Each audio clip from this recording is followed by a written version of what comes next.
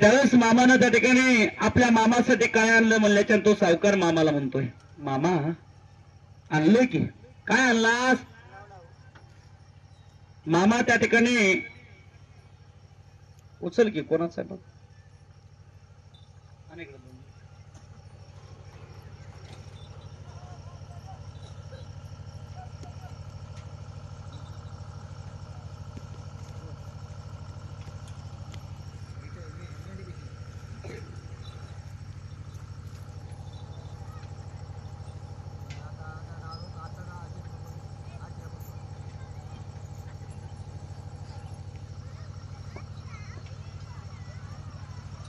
Hello, हा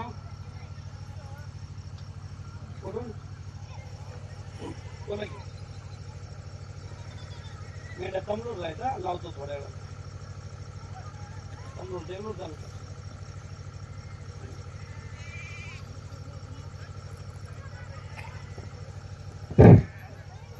काही मामाची पालखी एका तालुक्यात फिरत नाही, एका जिल्ह्यात फिरत नाही, तर तुम्ही आम्ही फक्त गावात राहतो. याचा विचार केला पाहिजे की हा बाळूमामा एवढा माहोल घेऊन फिरतो दररोज, भक्तिभावाचा, नीतिमतेचा, एवढं दररोज अन्नदान चालवतो. याच्या पाठीवर किती मोठी ताकद असेल याचा विचार आपण अभ्यास केला पाहिजे. कारण हे आज आपल्याला जग सांगतो उघड नाच म्हणून, पण उद्याच्याला देव ज्यानं नाच म्हणलंय त्याचं घर पेटवेत नाही, जो नाचतोय त्याचं घर पेटते दानात पाहायचं. ज्यानं अर्धी पाजवली आणि उड्या मार म्हणल्यावर त्या ठिकाणी पाजवली त्यानं त्याच्यावर लक्ष देत नाही, ज्यानं पिली आणि उड्या मारल्या त्याच्यावर लक्ष देतो. याचा विचार करायचं. असं बी नाही की पाजून सोडणं म्हणजे तो निर्दोष राहतो, त्यालाही त्याने सोडत नाही. तो ज्यानं मामानं सांगितलेलं आहे, अरे माझ्या सभेनेत येऊन फूट पाडशील तर यमपुरी बक्षील, यमपुरी फुकट मरावं लागेल म्हणतो. फुकट माझ्या सभेनेत येऊन फूट पाडायचा विचार जर करशील, माझ्या सभेनेत येऊन 20 कालवण्याचा जर विचार करशील तर फुकट मारशील. विचाराने पाचार करून राहा म्हणतो. एक लक्षात ठेवा, तो म्हणजे नाही मामा. त्या मामाचं कार्य आपण करतो. तो सावकार मामा पशाला मामाने विचारलं, रे सावकारा, हे सावकारा काय आणलास तात्याने आपल्या मामाला? मामासाठी, आपल्या मामासाठी काय आणलास? त्याला सावकार मामाला म्हणतोय, मामा आणलोय की. तर काय आणलास दे चटकून. तो सावकार खरोखर आपल्या पिशवी मधला डबा काढला, डब्याचं टप्पन काढलं आणि तो डबा मामाच्या समोर केला. मामाच्या समोर तो डब्बा ठेवल्याच्या नंतर मामानं ते बघितला, शिरा आहे. मामा म्हणतात, अरे बॉट, वा वा वा वा, छान छान छान, माझ्यासाठी शिरा आणलास ना तू, दे दे माझ्याकडे दे.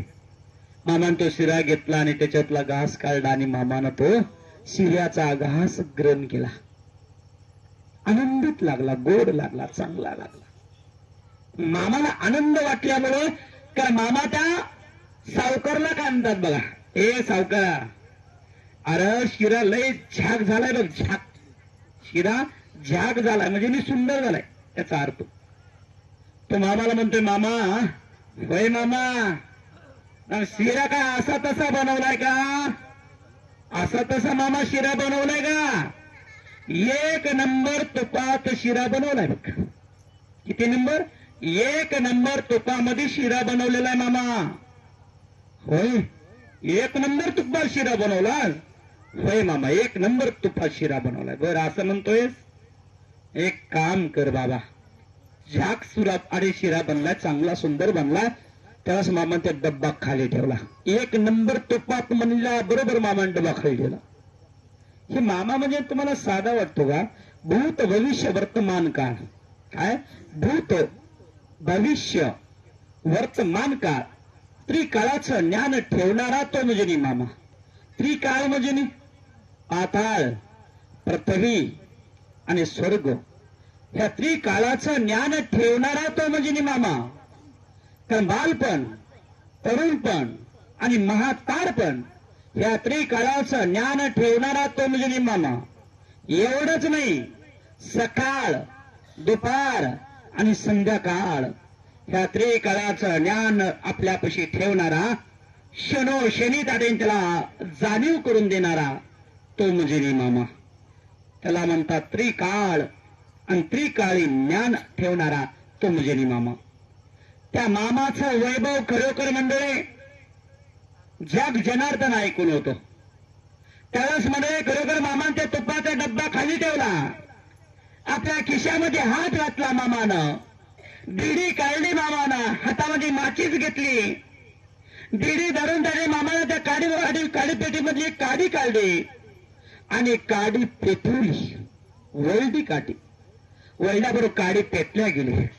इकडे मामाने काडी पेटवली, पण त्या सावकारानं खिशात हात घातला होता. तिकडं आणि इकडं काडी पेटली, पण त्या सावकाराच्या खिशाला आग लागली. कुठं? सावकाराच्या खिशाला आग लागली आणि त्याचा चटका सावकाराच्या हाताला बसला. इतका चटका मोठा बसला की ती आग इजच ना झाली. त्यावेळेस मामा त्याला हळूच करून म्हणतात, ए सावकारा, काय ए सावकारा, अरे मी काडी काढली आणि काडी ओढली, मी इकडे आग बेटीमधली काडी काढून आग लावली, ती आग तुझ्या खिशाला कशी लागली रे आणि तुला कसा चटका बसला? मामा मला काही कळणं झालंय, मामा मला काही कळणं झालंय, आग लागली मामा. त्यास मामा गोडीत बोलून मामा कांदत, ए रांडच्या, तू कोणाशी बोलालास रे? बाळू धनगराशी? कोणाशी लबाड बोलायला लागलास तो? बाळू धनगराशी? अरे बाळू धनगराला लबाड बोलणं या जगात पैदा व्हावं लागतं, कारण ह्या बाळू धनगराच्या डोळ्यावर पट्टी बांधणं आजूक पैदा व्हायला नाही म्हणून सांगितलं मामानं. आणि पुढे जाऊन मामा कांतात, अरे 1 नंबर तुपातला शिरा आणला म्हणून सांगतोय आणि दारड्यात शिरा बनवतोयस आणि 1 नंबरच्या तुपात शिरा बनवून आणून खाऊ घालतोय म्हणून मामा मला सांगतोयस की तू मला लबाड बोलतोयस? अरे जगाच्या मालकाच्या डोळ्यावर पट्टी बांधणं एवढं सोपं नाही रे बाबा, असं मामानं सांगितल्याबरोबर तो सावकार हात जोडून मामाला म्हणतो, मामा माझी चूक झाली हो, मला जरा माफ करा, मी जरा तुम्ही लय सुंदर म्हणल्यामुळे मी भलताच बोलून गेलो मामा, जे बोलायला नाही पाहिजे ते मी बोललो मामा, कारण त्याची चोरी जाग्यावर, शब्दाची चोरी जाग्यावर पकडली मामा. आजही म्हणलं या मामाच्या दरबारात तुम्ही आज इथं लबाड बोलायचं, 12 तासाच्या अगोदर तुम्ही जे बोलल्यालं 12 तास सुद्धा लागू देत नाही, त्याच्या अगोदर तुम्ही बोलल्यालं लबाड तिथं सत्यतीत आणून दाखवतंय, कारण त्यावेळेस तुम्हाला खाली मान सुद्धा घालायला होतो तो म्हणजे मामा. इथं सगळं सपाटल्या जाईल, पण लबाड, चोरी, मीपणा, दादागिरी, अहंकारपणा अजिबात चालत नाही तो म्हणजे मामा. आजी बाळूमाच्या मेंढ्यामध्ये विचार करा बरं, तुम्ही एखादा तुमच्या गावामध्ये जे मठ आहे त्या मठामध्ये तुम्ही गावाच्या माध्यमातून एखादी वर्षाचा तुम्ही सप्ताह करतो, त्या सप्त्याचं नियोजन तुम्हाला 1 महिन्यापासून अगोदर करावं लागतं. किती? औषध पाये जवळ घे, 1 महिन्याच्या अगोदरपासून तुम्हाला नियोजन लावावं लागतं. महाराजांच्या तारखी घ्यावं लागतील, अन्नदानाचं नियोजन लावावं लागतं, 4 लोकांना सांगावं लागतं की आमच्या मंदिरामध्ये काय आहे, सप्ताह आहे, या सप्त्याला सप्ताह आहे, या सप्त्याला त्याचे पॉम्पलेट वाटावं लागते, 4 लोकांना आमंत्रण द्यावं लागतं, त्याच्यानंतर लोक जमतात, त्याच्यानंतर कार्यक्रम चालू होतो. पण मामाचं घरानं कसं आहे नेमकं, हे मामाचं आज येतो आणि दुसऱ्या दिवशी चालू करतो, उद्या त्याला मामाला याचं म्हणजे 2 दिवसांना अगोदर पेटवून टाकतो लगेच. एकदा पेटवायला सुरू केला की 2 दिवसात अख्खं चौकट पेटून टाकतो. इज्जतच नाही ती, मग पेटलं की नाही इज्जत नाही, ती इजवावं आणि इजवणारा तोच आहे आणि पेटवणारा सुद्धा तोच आहे, तो म्हणजे मामा. आज तुमच्या गावात मामाची पालखी आहे, तुमच्या गावातून उद्याची एकादश होती, परवाच्या दिवशी कन्याचे प्रसाद होणार, गाव मिरवणूक होणार, लगेच मामा पुढच्या गावात रवाना होणार. तिथं भंडारा आज दिला, निवेदन दिलं, लागलं काम, चालू झालं. याच्याने अभ्यास करा की या मामाची यंत्रणा किती फास्ट मामा चालवतो. वाढणारा वाढतो, प्रसाद घेणारा घेतो, प्रसाद देणारा देतो, आरती करणारा करतो, मेंढ्या राखणारा राखतो, त्याचं निवेदन लावणारा लावतो, स्वयंपाक करणारा स्वयंपाक करतो. म्हणजे विचार करा बरं, हा मामा किती वेगात आपली यंत्रणा चालवतो. एक सप्ताह 7 दिवसाचा करायचा ना, 7 दिवसाचा एक सप्ताह, तर 4 दिवस तुमच्या अंगातली सुस्ती निघत नाही. किती दिवस? 4 दिवस झोपेतूनच महाराज उठत नाही. एवढ्याने आपण विचार करायचा की हा मामा अखंडित चालवतो, अखंडित. तुमच्या गावातून कार्य संपलं म्हणजे पुढच्या गावात संपलं का? नाही, चालू झालं. अखंडित गाड आहे. आज जे तुम्ही आरतीला आलो ना, ही आरती तुम्हाला माहिती आहे, या आरतीचं महत्व एवढं काय आहे, एवढं लोक आरतीसाठीच लोक काय येतात, त्याचं कारण आहे, त्याचं सुद्धा कारण आहे. पंढरपूरच्या पांडुरंगाचं उदाहरण घ्या, शिर्डी साईबाबाचं उदाहरण घ्या, गजानन बाबाचं उदाहरण घ्या, महादेवाचं उदाहरण घ्या, रामप्रभूचं उदाहरण घ्या, श्रीकृष्णाचं उदाहरण घ्या, विष्णूचं उदाहरण घ्या, अनेक देवदित्ताचं उदाहरण घ्या. पण अनेक देवादित्ताचं वारी, अनेक देवदित्ताचं कार्य आज जर चालू झालं ना, आज चालू झालं तर कंटिन्यू 1 महिना, 1.25 महिना, 1.5 महिना, लय केलं तर 2.5 महिने, लय केलं तर 3 महिने, त्याच्या पुढे चालत नाही, जागेवर थांबतो. परत दुसऱ्या वर्षी त्याच तारखेला चालू होत. पण हे बाळूमामाचं तसं गाडं नाही हो. उरपाट खाताय मामाचं, देवच उरपाट आहे. हा बाळूमामा एवढा सोयसा देव नाही, उरपाटा देव आहे. त्याचं देवाला सांगितलं इथं होत नाही, येऊ नको. ते म्हणते कसं होत नाही, मी बघतो. येऊ नको म्हणलं की येत आहे, ये म्हणलं की येत नाही. भानगड उरपाटी. ह्या मामाचं कामच उरपाट आहे. जेव म्हणलं का नाही, जेवत नाही. पाणी ते म्हणलं की येत नाही. पिऊ नको म्हणलं तर आत येत आहे. मामा ज्यावेळेस बालपणात होते ना, मामा पुढे बघून कधी चालायचे, पाठीमाग आणि पुढे बघायचे आणि पाठीमाग चालत जायचे. याला म्हणतात मामा उरपाटा कलेक्शन आहे मामापाशी. दुसरी गोष्ट, मामा तुम्ही आम्ही हा जमिनीवर बसताव, जमिनीवर झोपताव, पण बाळूमामा काट्यावर झोपतात. तो म्हणजे नी मामा. झाडाच्या शेंड्यावर आणि माणूस गोळीला झोपतोय, ते मामा झाडाच्या शेंड्यावर जाऊन झोपतात. तो म्हणजे नी मामा. मामा म्हणजे एवढं सोपं नाही. मामा हे आणि एकदा जर मामा बसले ध्यान असतं, ते निरंतर जिवंत आहे का ते बी कळत नाही लोकांना. 2 वेळेस बाळूमाला सरणावर नेण्याचं काम झालं. 2 वेळेस मामाला सरणावर सुद्धा नेण्याचा वेळ, सरणाच्या जागेवर मामा उठलेले आहेत. त्यावेळेस मामाला दोऱ्या पिऱ्या ओढून तयारी, सगळं आता उचलायचं, सुतळ्या ओढून तयारी, उचलायचं आता खांद्यावर घेऊन. त्या टायमाला डोळे उघडलेले हे मामा. त्यावेळेस लोक सगळे म्हणायचे मामाला, अरे हे असा बाळू तू असं काय करतोय? 12-12, 13, 24 घंटे मामा अजिबात उठत नव्हते ध्यानस्थ बसल्यास. ते मामा ध्यानस्थ बसले त्या मेले कान जिवंत हे सुद्धा कळत नव्हतं. प्रत्येक अवयव मामाचं स्थिर राहायचं, कुठलंच अवयव चालत नव्हतं मामा ध्यानस्थ बसल्यास. ते म्हणजे नाही मामा. त्यावेळेस मामा सगळ्यांना सांगायचे, अरे मला कुठे घेऊन चाला, तू मेलास म्हणून घेऊन चाला. त्यावेळेस बाळूमामा काय म्हणतोय, अरे मरतोय तो माणूस रे, मरतोय तो माणूस, मी मरणार नाही, मी अमर आहे. मरतोय तो माणूस आहे, मी मरत नाही, मी अमर आहे. अरे मी फक्त माझ्या अंगारला वस्त्र बदलत असतोय, मी बदलत नसते. माझ्या अंगारले फक्त वस्त्र बदलत असतात, असं मामा सांगायचे.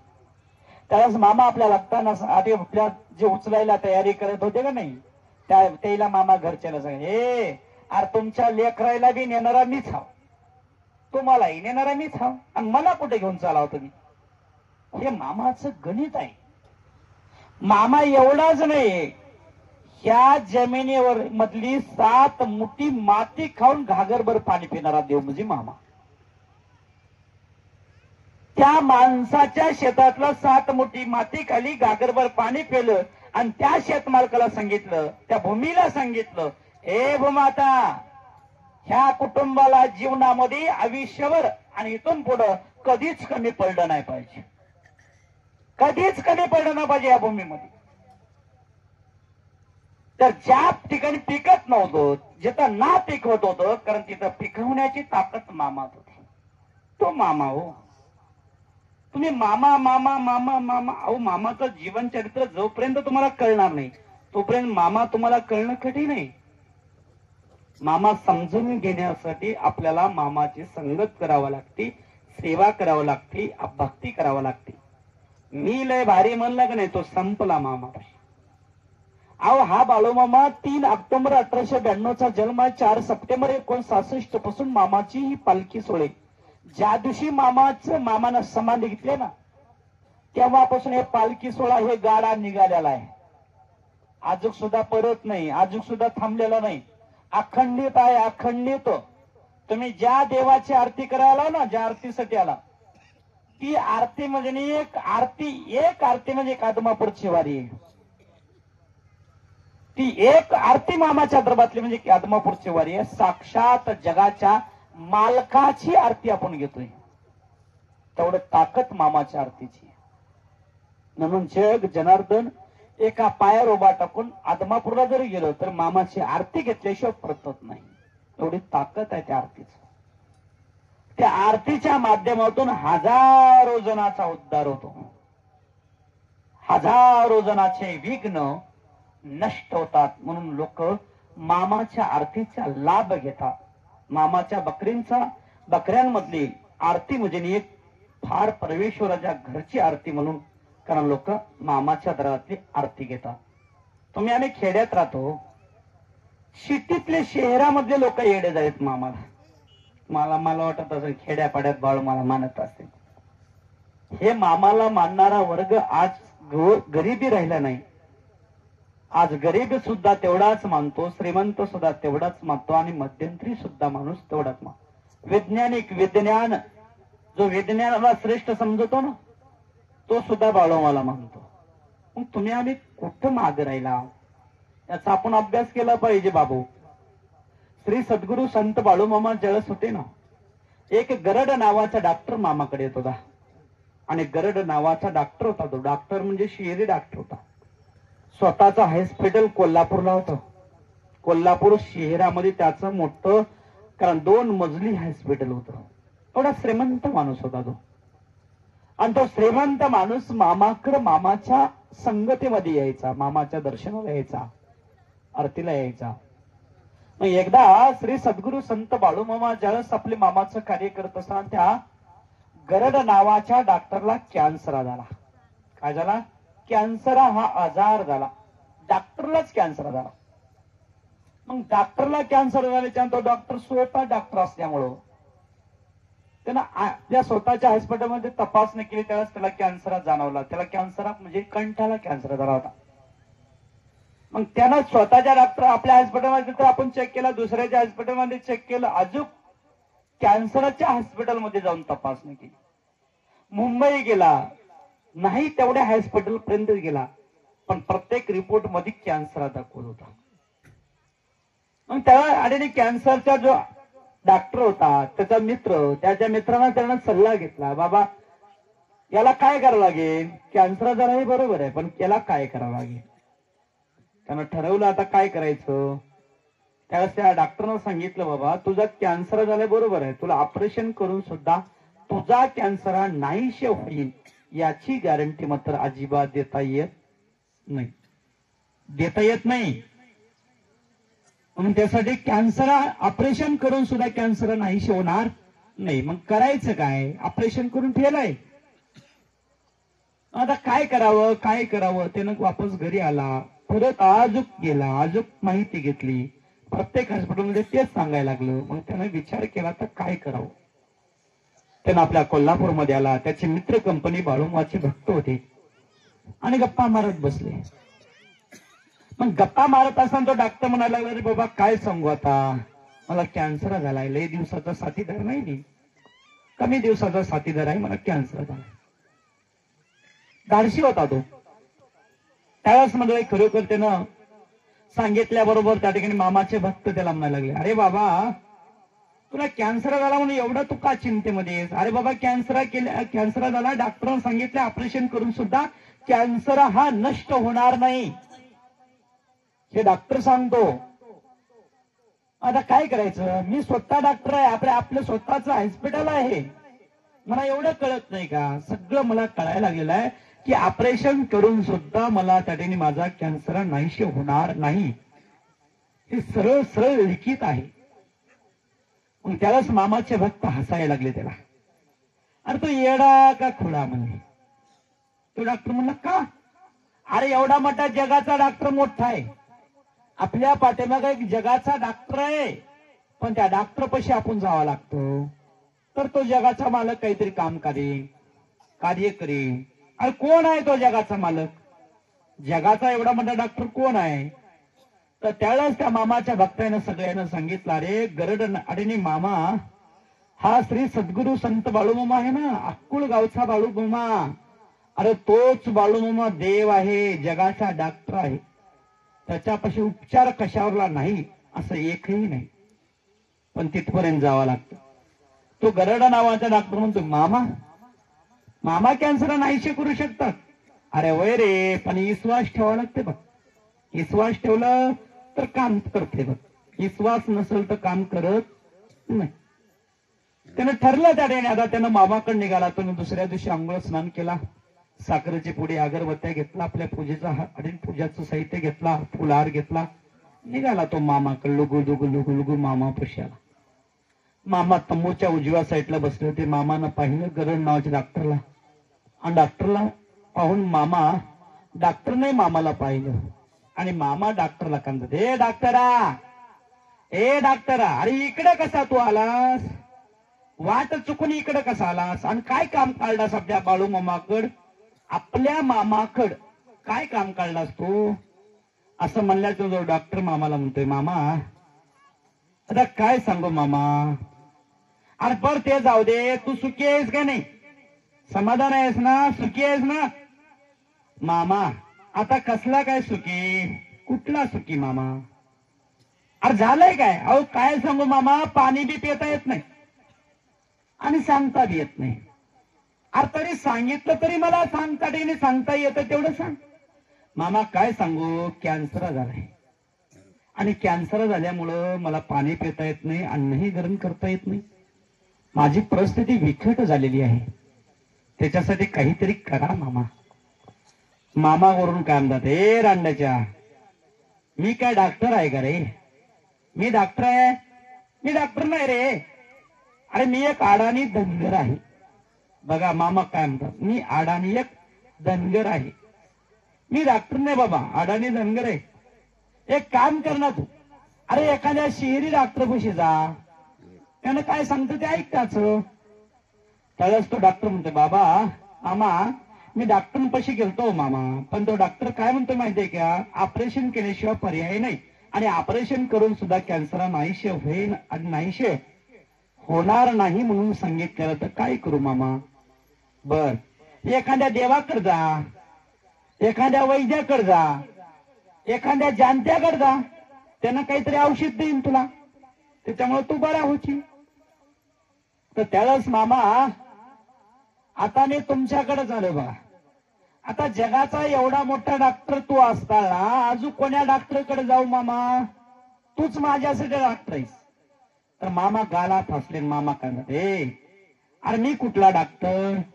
मी तर शेळ्या मेंढ्या घेऊन फिरणारा माणूस आहे, आणि अडाणी धनगर आहे साधा सुद्धा, मला काय जमत रे ते? मला काही जमत नाही बाबा. अरे मला नीट माझ्या मेंढ्या राखणं होत नाही, आणि मी कॅन्सर हे आजार नीट कधी फिरणार बाबा? हे माझ्यानं जमत नाही बाबा, हे माझ्यानं जमत नाही. ते डॉक्टर मामाला काय म्हणतोय, मामा तुम्ही कोण आहेस हे चांगलं माहित आहे बघा, आता तुम्हीच मला तारायचं का मारायचं तुम्ही ठरवा. त्यालाच मामा म्हणल्याच्या नंतर खरोखर तो भक्त मामाला म्हणल्या, मामा म्हणले अरे मी दिलेलं औषध तुला चालेल का? बघा शब्द कुठं आणला, मी जर तुला औषध दिलं तर तुला चालेल का? मामा तू 20 जरी दिलास तरी ते चालत. अरे ते असू दे, मी जर तुला औषध दिलं आणि तुझा कॅन्सर नाहीशे झाला तर लोक तुला हसतील की डॉक्टरचा कॅन्सर बाळू मामानं घालवला म्हणून लोक तुला हसतील. हे कशाला अजून? मामा लोक काय हसायचे ते हसू दे, पण औषध मात्र तूच द्यायचं बघ, आणि तूच माझा हे आजारातून मुक्त करायचं काम तुझंच बघ, तुझ्याशिवाय या जगात कोणी करू शकत नाही. असं तो गरड नावाचा डॉक्टर मामाला विनोनी करायला लागला, अतोनात विनोनी करायला लागला. त्यास मामानं दया दाखवली आणि मामा म्हणतात, हे डॉक्टरा मी दिलेलं औषध तुला खावावं लागेल बघ, तर मी काहीतरी पुढे बोलन बाबा. मामा तुम्ही काही द्या. मामानं सांगितलं, बरं एवढा विश्वास आहे ना, जा स्वयंपाकघरामध्ये, स्वयंपाकघरामधून एक बुट्टी घे आणि त्या बुट्टीमध्ये चटणी टाक, 3 मोठी चटणी टाक, 3 मोठी, आणि ती 3 मोठी चटणी माझ्या पुढे घेऊन ये. तो गरड नावाच्या डॉक्टरनं खरोखर त्या स्वयंपाकघरामध्ये गेला, त्यानं बुट्टी घेतली, त्याला वाटलं तर ह्या चटणीपासून मामा औषध तयार करते. पण हे बाळू मामा औषध तयार करून देणारा देव थोडाच होता. मामा हा अंगात आणणारा देव नव्हता, छाछू करत बसणारा देव मामा नव्हता, लिंबू दोरे करीत बसणारा मामा देव नव्हता, अंधश्रद्धेच्या विरोधात चालणारा देव म्हणजे मामा होता. अंधश्रद्धेला विरोध करणारा देव म्हणजे मामा होता. कारण मामा सांगायचे, अरे अनेक जणांना मामा सांगायचे, अरे अंधश्रद्धा करू नका, अंधश्रद्धेच्या माध्यमातून देवाचं नाव खराब करू नका, देवाची आराधना करा, देवाची सेवा भक्ती करा, त्याच्यातून तुमच्या जीवनाचा उद्धार करून घ्या, असं मामा सांगायचे. जिथं अंधश्रद्धा असायची तिथं मामा शासन सुद्धा करायचे. तो म्हणजे मामा. आज बाळूमामाच्या नावाखाली मंदिर आणि अनेक ठिकाणी मंदिर बांधून प्रत्येक जण चालू आहे, सुतळी दोरी, लिंब, छाछू, पाणी मारणे, हे असा प्रकार चालू आहे, पण ते मामाला मान्य नाही. पण एक ध्यानात ठेवा, मामाच्या 19 पालखी सोहळे येतो, ते 19 पालखी सोहळ्यामध्ये तुम्हाला लिंबू दोरा देणार कोणी भेटणार नाही. मामा हा सिंपल देव आहे. मामानं दाढी जट्टा वाढवली नाही, मामानं अंगावर भगवं वस्त्र घेतलं नाही, मामानं हातामध्ये कटोरा सुद्धा घेतला नाही, कठोरा भीक मागण्यासाठी. साधा आणि सिंपल मानवी स्वरूपासारखं, एक मानवी धर्मात जन्म आल्यासारखं एक साधा आणि सिंपल स्वरूप घेऊन मानवी कुळाचा उद्धार करण्याचं काम मामा करतात. म्हणून आज मी बाळूमामाच्या 19 पालखी सोहळे मामाच्या नियमात चालतात. नियमात मामानं जे नियम आहेत त्या मामाच्या नियमात चालतात, जगाचा नियम करत नाहीत, मामाचा नियम पाळतात. म्हणून हे 19 पालखी अखंडित चालू आहेत. एवढंच नाही, हे 19 पालखी सोहळे आणि आदमापूर ज्या भूमीमध्ये मामानं समाधी घेतले त्या भूमीमध्ये सुद्धा, त्या मामाच्या मंदिरामध्ये सुद्धा मामाच्या नावाखाली तुम्हाला कुठेही अंधश्रद्धा दिसणार नाही. छाछू, लिंबोदोरे, अंगात आणणे, मस्का लावणे, आलेल्या भक्तांचे खिसे कापणे, खिसे म्हणजे कापणे म्हणजे मी तुला मामाचं डायरेक्ट दर्शन घेऊन देतो, मी तुला डायरेक्ट प्रसाद घेऊन देतो, एवढी पावती फाडावं लागते, डायरेक्ट तुझा अभिषेक घडवतो, अशा म्हणून लोक प्रत्येक देव दरबारामध्ये तुम्हाला लोक कापणारे आहेत. पण बाळूमामाच्या दरबार तुम्हाला कापणार कोणी भेटत नाही.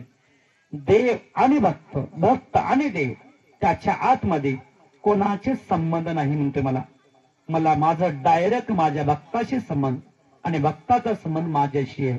हे माझा अवतार आहे आणि या अवतारामध्ये मी दलाल तयार केलेला नाही. म्हणतोय मला दलालाची गरज सुद्धा नाही, मला फक्त माझ्या भक्ताची गरज आहे आणि भक्ताच्या माध्यमातून त्या भक्ताला माझी गरज आहे. मी डायरेक्ट त्याचं कार्य काम करण्यासाठी मी निघालेला आहे. तो म्हणजे माझा अवतार आहे म्हणते, लक्षात ठेवा. तर म्हणजे खरोखर तो गरड नावाचा डॉक्टर मामापाशी आला आणि मामानं सांगितलं जा चटणी घेऊन ये. पण त्यानं खरोखर एक बुट्टी घेतली, बुट्टीमध्ये चटणी टाकली, 3 मोठी चटणी घेऊन यायला सांगितलं होतं, पण त्यानं रट्टून चटणी आणली. का? एकदाच मामापासून औषध तयार करून घ्यावं आणि कायमचा कॅन्सर घालून टाकावं. म्हणून त्यानं त्या बुट्टीमध्ये चटणी घेतली आणि ती चटणी घेऊन तो बुट्टी मामाच्या समोर आणून ठेवली. मामाच्या समोर आणून ठेवल्या. मामा त्याला म्हणतात, एक गरडा, अरे माझ्या समोर कशाला ठेवतोयस? तुझ्या समोर ठेव. तू तर म्हणलास ना काही होत नाही म्हणून, मग मी सांगतो तेवढं कर. ह्या बुट्टीमधल्या 3 मोठी चटणी घ्यायची. 3 मोठी चटणी तू खायची तुझ्या हातानं. तुझ्याच हातानं ती मोठी घ्यायची आणि तूच खायची. 3 मोठी चटणी खा. तुझा कॅन्सर कसा जळत नाही ते आणि कसा जात नाही ते मी बघतो बाकीचं, असं मामानं सांगितलं. त्यानं त्या डेने खरोखर आता मामाला म्हणला, मामा आज चटणी खायची का 3 मोठी? अरे होय की, मी चटणी देतोय तुला, 20 थोडं देतोय, चटणी देतो, खा, मरत नाहीस. मामाचा एकच शब्द ध्यानात ठेवा. मामा काय म्हणतात? 2 वेळेस त्याला म्हणले, मामा मरत नाहीस, खा, मरत नाहीस, खा. हा शब्दामध्ये त्याला अमृत भेटलं, एक लक्षात ठेवा. तर मंडळी खरोखर मामानं सांगितलं आणि सांगितल्याच्या खरोखर त्यानं पहिली मूठ मामावर विश्वास ठेवून पहिली मूठ चटणीची घेतली. पहिली मूठ खाली. त्याच्या डोळ्यातून, त्याच्या नाकातून, त्याच्या तोंडातून धारा लागल्या. अंगाची लाई उठली. फार त्रास व्हायला लागला त्याच्या अंगाला, आग व्हायला लागली. तरी मामावर विश्वास ठेवून दुसरी मूठ खाली. दुसरी मूठ खाल्याच्या नंतर त्याचे मामाचे भक्त जे बसले होते त्या भक्तांना बघवेना झालं. त्यावेळेस मामाचा एक भक्त उठला आणि पाण्याचा तांब्या भरून आणला. ते पाण्याचा तांब्या मामाने आपल्या मांडी खाली ठेवला आणि मांडी खाली ठेवून मामा त्याला काय म्हणतात, खा, मरत नाहीस, अजून 1 मूठ खा, मरत नाहीस, खा. 2 मुठे झाले त्या, अजून 1 खा. तिसरी मूठ कशी बशी त्यानं घेतली आणि कशी बशी मामावर विश्वास ठेवून तिसरी मूठ खाली. त्यावेळेस मामा आकाशाकडे बघतात आणि आपला हात आकाशाकडे करतात. कोणाकडे? माणसाकडे, आकाशाकडे. आकाशाकडे बघून मामा त्या भक्ताला बोलतात आणि काय म्हणतात, ए गरडा, गेला रे कॅन्सरा, जळून गेला. गेला रे कॅन्सरा, जळून गेला. जा ह्या जगामध्ये तू कुठेही जा. आता कोण जर तुला म्हणलं कॅन्सर तुला आहे म्हणून, तर त्याला माझ्याकडे घेऊन ये, मी आहे तिथं, काळजी करू नकोस. मामाचा इशारा आकाशाकडे. झालं तुझं काम, जा बाजूला. का? त्या माणसाला माझ्यापर्यंत आणून सोडलास ना, त्याचा आजार मी मुक्त केला ना, मग आता तुझं कर्तव्य संपलं, तू जा. मामानं त्या रोगाला सुद्धा इशारा दिला आणि माणसाला सुद्धा इशारा दिला आणि सांगितलं, जा ह्या जगामध्ये कुठेही जा, तुला कॅन्सर अजिबात काही करू शकणार नाही. तुझ्या अंगात कॅन्सर हा आजार कायमचा मुक्त झालास, तो आजारातून मरत नाहीस, तू जा, असं मामानं सांगितलं. आणि त्या गरड नावाचा डॉक्टर हा ठणठण झाला. गरड नावाचा डॉक्टर ठणठण झाला आणि तो डॉक्टर आपल्या गावी गेला, स्वतःच्या हॉस्पिटलमध्ये गेला, आपल्या स्वतःची अगोदर तपासणी केला. तर रिपोर्ट बघितला, त्या रिपोर्टमध्ये कॅन्सर नव्हता. पाठीमागच्या रिपोर्टमध्ये कॅन्सर होता, आताच्या रिपोर्टमध्ये कॅन्सर नव्हता. तिथून त्यानं मुंबईला गेला, मुंबईला चेकअप केली. तिथं चेकअप केलेल्या त्या डॉक्टरनं सांगितलं, परत रिपोर्ट निघाला, त्या डॉक्टरनं सांगितलं कॅन्सर अजिबात तुमच्या अंगात नाही. विचार करा बाळू मामा कोण असते. पण हे झाल्याच्या नंतर मंडळी खरोखर हे झालं सगळं आणि त्यावेळेस त्या डॉक्टरना सगळे डॉक्टर बसले, त्याचे मित्र कंपनी सगळे बसले आणि त्यानं सांगितलं, बाबा तुझ्या रिपोर्टमध्ये कॅन्सर होता आणि ते घातक कॅन्सर होता, तो मर्यादित काही दिवस तू जगणार होतास आणि एवढा कॅन्सर, मोठा कॅन्सर तुझा नाहीशे कसा झाला. तर त्या डॉक्टरनं सांगितलं, अरे बाबा ह्या प्रथमी तलावर एक मानवी कुळात एक भगवंत जन्माला आहे, पण त्याचं नाव श्री सद्गुरु संत बाळूमामा आहे. श्री सद्गुरु बाळूमामा आहे. श्री सद्गुरु बाळूमामा आहे. पण त्या मामापाशी गेल्याच्या नंतर 100% त्याला मुक्त केल्याशिवाय राहत नाही, पण त्याची भेट घ्यावी लागते. त्यावेळेस त्या डॉक्टर कंपनी सगळी म्हणायला लागले, अरे बाळूमामा एवढा मोठं आजार मुक्त करू शकतो तर त्या देवाचं चारित्र्य लिहिलं पाहिजे, त्याचं गुणगान लिहिलं पाहिजे, त्याची सेवा केली पाहिजे, त्याची भक्ती केली पाहिजे, त्याची संगत घडवली पाहिजे. पण ह्या डॉक्टर मंडळीनं सगळ्यांना ठरवलं की बाळूमामाचं एक जीवन चरित्र, एक कथा ग्रंथ लिहायचं. मग त्याच्यासाठी त्या मुंबईमधून एका लेखकाला बोलवलं आणि त्या लेखकाला गरड नावाच्या डॉक्टरच्या सोबत त्या लेखकाला पाठवून दिलं आणि तो लेखक आणि गरड नावाचा डॉक्टर कोल्हापूरला आले. कोल्हापूरहून बाळूमामापाशी आले. मामाला त्या गरड नावाच्या डॉक्टरला मामा कांतात बघा. हे गरडा, अरे आताच आलतास की का? 2 दिवसाखाली आलतास ना, आज लगे आलास? कशासाठी आलास आजो? काय काम काढलास माझ्याकडे तुझं? नाही मामा, तुमच्या दर्शनासाठी आलोय. बरं ते असू दे.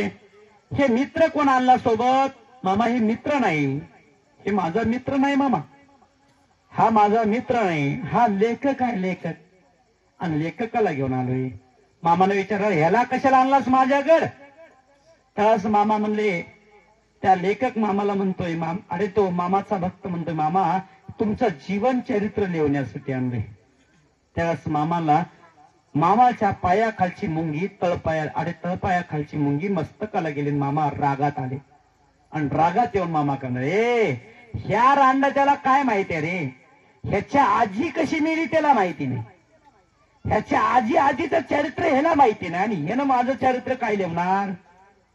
ह्याच्या आजीचं चरित्र ह्याला माहिती नाही, आणि ह्यानं माझं चरित्र काय लिहणार? असं कोण म्हणायला लागलं? मामा म्हणायला लागले. तर मामा म्हणत असताना तो लेखक मनातल्या म्हणत म्हणतो, पाहिला बाळूमामा तो देव म्हणतात, मग आता मामाचं काय लिहायचं? मामाचं चरित्र काय शिवा लिहायच्या का या? तस मामा त्याला लगेच मामा शब्द पुढे काय देतात, अरे तो माझं चरित्र लिहिण्यासाठी आलास ना?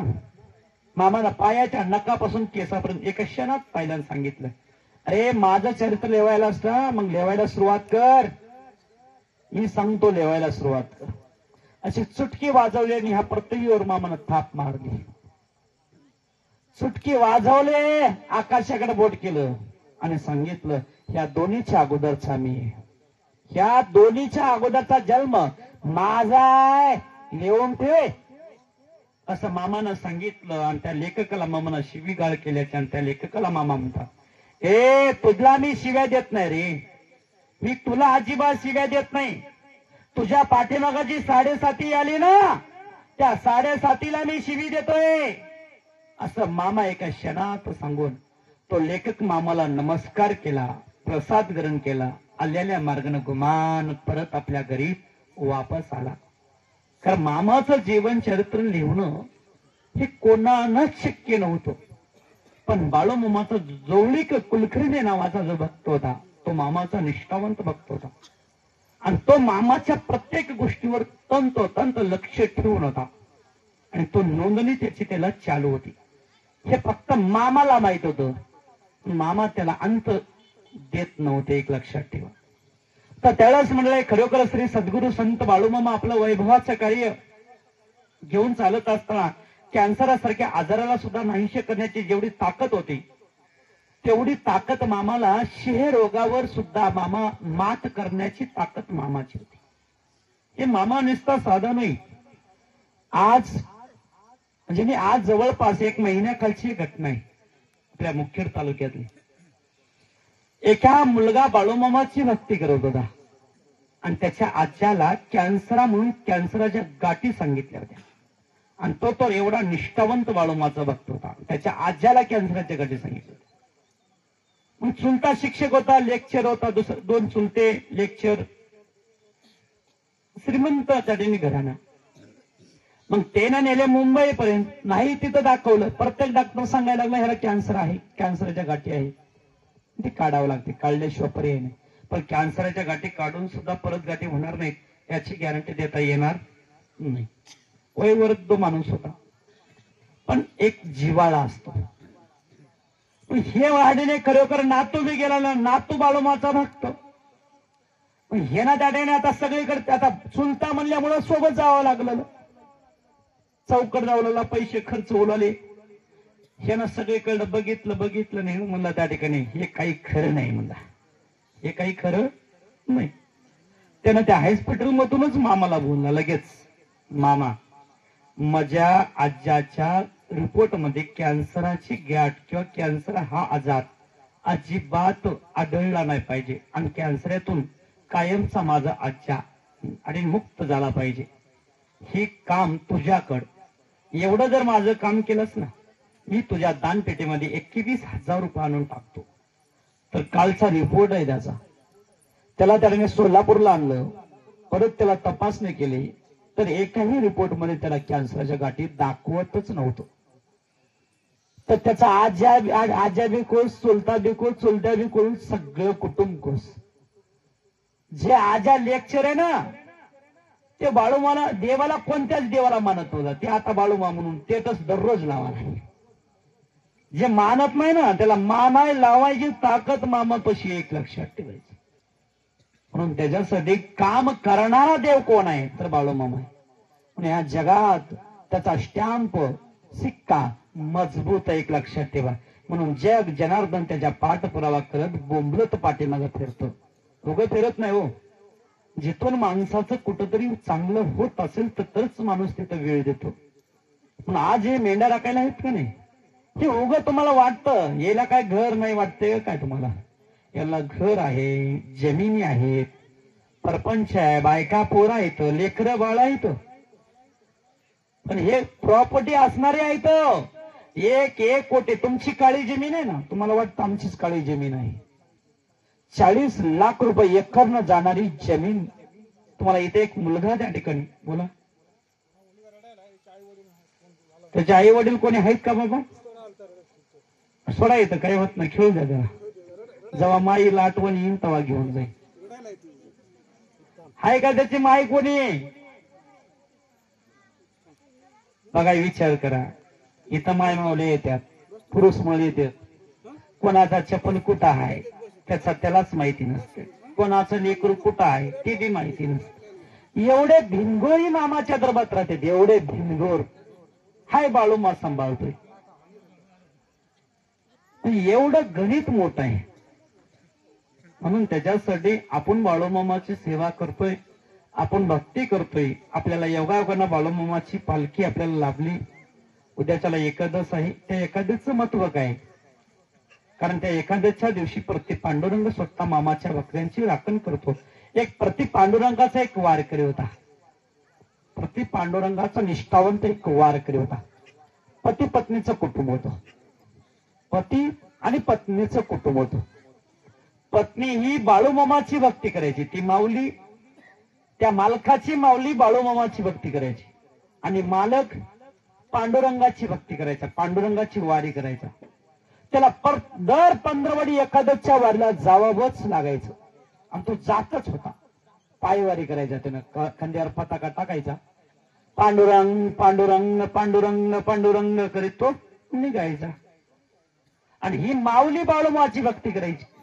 सत्यता आहे बरं, हे काही कहाणी सांगायला नाही मी. तुम्हाला वाटत कहाणी सांगत असत, कहाणी अजिबात नाही. मी जे एक एक शब्द सांगतो ना, तो एक एक शब्द जर तुम्हाला स्वतः वाचायचा असेल तर मामाचा ग्रंथ उजव्या साईडला उपलब्ध आहे, घ्या स्वतः वाचा. तर मामाचं चरित्र अमूल्य वाटेल. आपल्यापाशी मोबाईल आहे ना, त्या मोबाईलवर श्री सद्गुरू संत बाळूमामाचं नाव टाका. त्या मोबाईलवर आपल्याला बाळूमामाच्या भक्तांच्या मुलाखती, मामाच्या महिमा, मामाचं चरित्र, मामाची भाकणूक, मामाचं गुणगान आपल्याला मोबाईलच्या माध्यमातून ऐकायला भेटेल. पाठीमागे मामाची मालिका चालू होती. जेवढ्या मालिका टीव्हीवर असतात ना, सगळ्यात जास्त TRP बाळूमामाच्या मालिकेला होती. सगळ्यात जास्त TRP बाळूमामाच्या मालिकेला होती, एक लक्षात ठेवा. एवढा वर्ग बाळूमाला पाहतोय आणि मामाचं महत्व जाणून घेण्यासाठी तरमळतोय. म्हणून त्याच्यासाठी आपल्याला योगायोगानं मामाचं कार्य, मामाचं चरित्र ऐकायला भेटतो, हे आपलं भाग्य समजा. तर मंडळी, खरोखर ते पती पत्नीचं जोडपं, मालकीन बाळूमामाची भक्ती करायची आणि मालक पांडुरंगाची भक्ती करायची. हे दोघं पती पत्नीचं जोडपं. हे पती पत्नीचं जोडपं, पण मालकाचं कसं होतं भक्ती करण्याचं एक वैभवाचं नियोजन. वारी आली की 4 दिवस अगोदर घराकडे यायचा, आणि ते 4 दिवस आलम टोलम इकडे तिकडे फिरण्यात घालायचा. वारी आली, आता वारी 4 दिवसावर हाय म्हणलं की झेंडा खांद्यावर घ्यायचा आणि तो वारीला जायचा. इथून तिथं गेला की तिथं जाऊन 2 दिवस आराम समाधान खाचान झोपी जायचा. तिथून निघाला की घरी आला की 2-4 दिवस इकडे तिकडे उड्या मारायचा. वारी आली की घरात जे मटक्यामध्ये पैसे जमा केले त्या मौलीनं ते पैसे घ्यायचे आणि आपल्या खिशात टाकायचं, वारीला निघायचं. ह्याची वारी. मालकीन गेली खतरून आणि मालकीन आली बाळू मामाकडे म्हणली, मामा काय बी कर बा, पण माझ्या मालकाला सांग. मामाला सांगितलं, काय सांगू? काय बी सांग बाबा, पण माझ्या मालकाला ही वारी बंद करायला हवं. काय झालं बाई, मी कसं सांगू? तो देवाची वारी करतोय, देवाची भक्ती करतोय, आणि मी कसं सांगू? मामा तुझ्यावर माझा विश्वास आहे, तुझ्यावर माझी भक्ती आहे, पण तू माझा संसार वाचवलाच पाहिजे. तूच वाचवणार, दुसरं कोणी वाचू शकत नाही. मामा म्हणले, मी काही सांगू शकत नाही. मामा सांगू शकत नाही म्हणलं की तिनं गेली राग राग, परत संसार करायला लागली. परत आज 15 दिवसाला मामाकडे मामाला म्हणली, मामा आता तरी सांगणार का नाही? सांगते. लागली मामाच्या माग.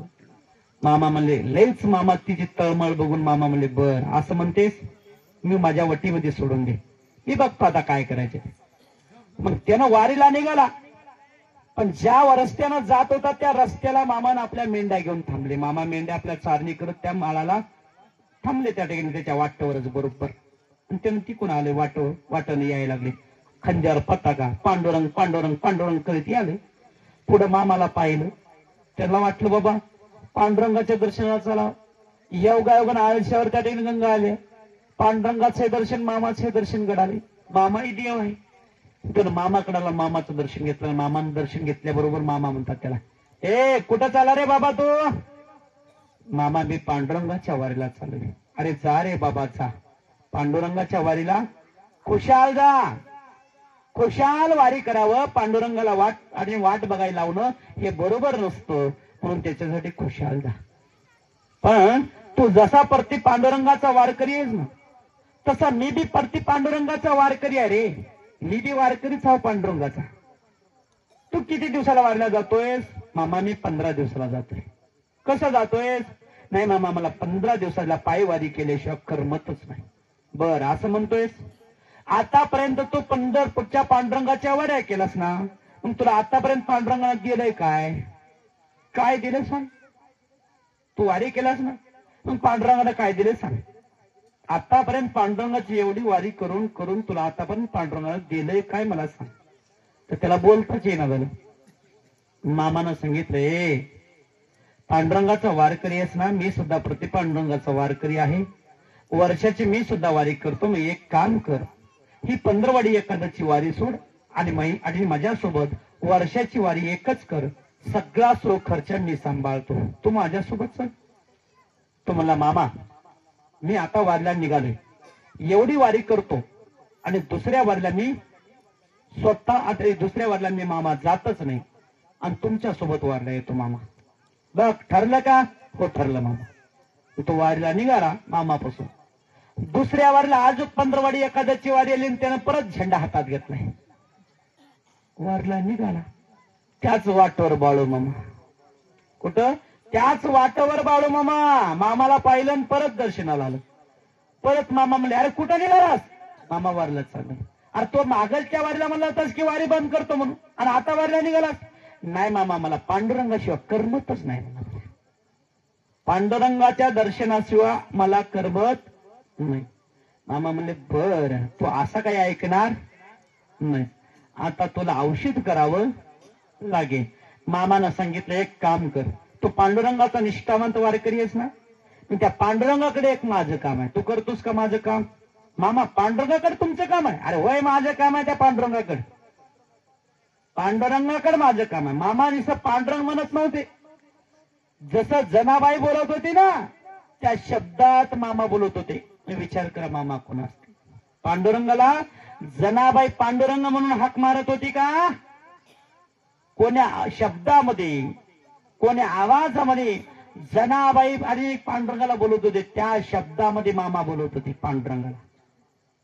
आणि त्यावेळेस मामानं सांगितलंय, माझं एक पांडुरंगाकडे काम आहे, ते काम माझं कर. त्यावेळेस मामानं सांगितलं, तू फक्त मला मामा काय काम आहे ते सांगा, मी करतो.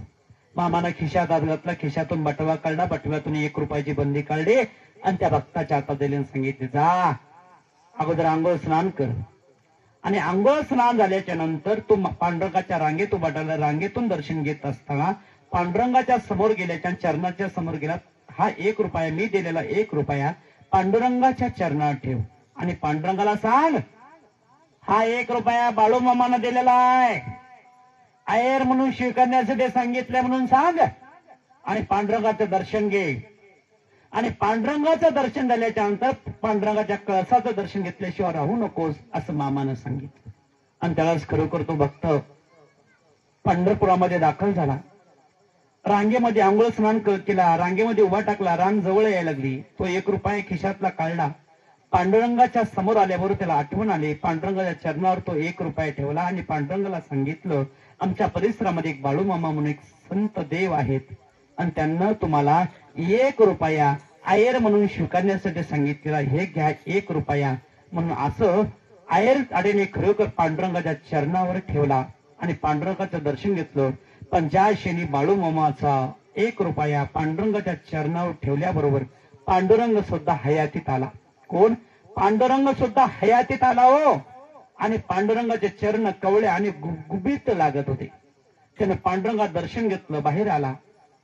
त्यावेळेस त्याला अजब वाटलं, आतापर्यंत मी पांडुरंगात दर्शन घेतलं पण आजपर्यंत मला कधी असं जाणवलं नाही, हे आज काहीतरी वेगळं जाणवलंय. म्हणून त्याच्यासाठी खरोखर त्याला अजब वाटलं आणि त्यानं खरोखर मामानं सांगितलं होतं की पांडुरंगाच्या कळसाचं दर्शन घेतल्याशिवाय राहू नकोस असं मामानं सांगितलं होतं. त्यावेळेस पांडुरंगाच्या कळसाचं दर्शन घेण्यासाठी बघित आणि वर नजर फिरवला आणि हात जोडून नजर फिरवत असताना पांडुरंगाचा कळस, कळस कोणाचा? पांडुरंगाचा. मंदिर कोणाचं? पांडुरंगाचं. पण त्या पांडुरंगाच्या कळसावर हाच बाळू मामा. कोण? हा बाळू मामा. प्रति पांडुरंगाच्या कळसावर डोक्याला जरीचा फेटा, खांद्यावर घोंगडी, 3 बटणी शर्ट, पायामध्ये कोल्हापुरी पैठण, हातामध्ये काटे, ह्या स्वरूपात मामा पांडुरंगाच्या कळसावर उभा टाकलेले होते. कारण त्यानं डोळे भरून पाहिलं आणि डोळे भरून मामाला नमस्कार केला आणि मामाला म्हणायला लागला तो, मामा चूक झाली, चालता बोलता पांडुरंग मला भेटला पण मी पांडुरंगाला ओळखू शकलो नाही, माफ कर पांडुरंगा. इथून पुढे मी तुझी वारी, इथून पुढे पंधरवाडी एकादशी वारी मी कधीच करणार नाही. जेव्हा मामा तुझ्याकडे येतील तेव्हा मी मामा सोबत तुझ्याकडे येईन, पण मी अजिबात येणार नाही.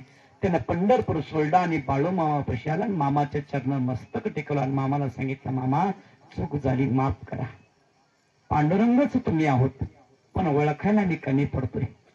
तर त्यावेळेस तो प्रतीक आणि तो वारकरी तिथून पुढे पंधरवाडी एकादशी वारी कायमची बंद केली आणि वर्षाची मामा वारी पंढरपुरामध्ये जी येत होते त्यावेळेस पंढरपूर मामा निघाले की मामा त्याला घेऊन पंढरपुरामध्ये यायचे. तो म्हणजे नाही मामा. प्रत्येक पांडुरंगाच्या कळसावर मामा दर्शन देतात. म्हणजे मामा कोण असते? अहो, प्रत्येक पांडुरंग असणारा म्हणजे बाळू मामा. प्रत्येक पांडुरंग असणारा तो म्हणजे बाळू मामा. अहो, एवढंच नाही, तुम्ही आम्ही महादेव महादेव म्हणतो ना, महादेव म्हणजे कोण आहे? हाच बाळू मामा आहे. तर मामाला ओळखण्यासाठी फार कसोटी घ्यावी लागते, मेहनत घ्यावी लागते, काळजी करावी लागते, तळमळ करावी लागते. आपण महादेव महादेव म्हणून किती जरी बसला तर महादेव तिथं बसलेला नाही. हाच महादेव आता जग कल्याणासाठी मानवी कुळात जन्माला येऊन जग कल्याणाचं कार्य करण्यासाठी तो निघालेला आहे. कारण तिथं मी आहे म्हणतो, एक लक्षात ठेवा. म्हणून त्याच्यासाठी मामाचं चरित्र मी किती जरी सांगितलं तरी संपणार नाही. सर्वांना दोन्ही आता टाळी वाजून भगवंताच्या नावाची जप करा. आजच्या पंक्तीच्या अन्नदाते 5 जण देवाच्या समोर या. हरे राम राम राम हरे रे, हरे कृष्ण कृष्ण कृष्ण हरे हरे.